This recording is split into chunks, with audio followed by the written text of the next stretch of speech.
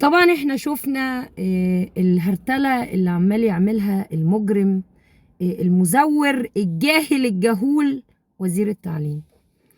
وزير التعليم طبعا الجاهل الجهول اللي مزور شهاداته، لا يقل جهلا وإجراما ولا يقل جاسوسية وخسة ووساخة عن عبد الفتاح السيسي، وكلهم الحقيقة ذرية بعضها من بعض. هقول لكم أنا ليه، أنا فاهمكم ليه.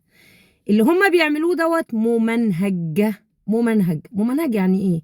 يعني انتوا شفتوا لما كانت نتيجة الثانوية العامة طلعت من كام يوم، بعد ما طلعت واعلنت سحبوها، والاول بقى الخامس والتالت ما بقاش موجود اصلا في الاول ولا اي حاجة خالص.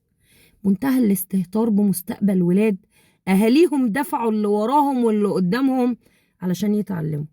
غطت ووطت ان الجاهل المتخلف وزير التعليم بمبدأ العلق لو كان نفع نفسه الأول. انت جاهل مزور شهاداتك، يعني انت خايب اصلا، متخلف اصلا، بليد اصلا، بليد. دماغك دي زي جلدة طيز الحمار، وشكل راسك شبه طيز الحمار. انت بتعدل ايه في التعليم؟ تفهم انت في التعليم يا جاهل يا امع يا ابن الاحبة عشان تعدل في التعليم. راح لغيلكوا مواد، لغى الفرنساوي. ايوه صح، فرنساوي. انت عايز تعلمهم لغات؟ انت عايزهم شعب من الحمير، قطيع من الحمير، تعرفوا تسوقوه يا ولاد الوسخه. ايه؟ ورحت لغي لهم الجيولوجيا. جيولوجيا ايه؟ يعرفوا ايه بقى عن جيولوجيا الارض؟ يعرفوا ايه عن خيرات البلد؟ انتوا مش عايزينهم يعرفوا حاجه عشان تفضلوا ان اسفحناكم سفحا، صح كده؟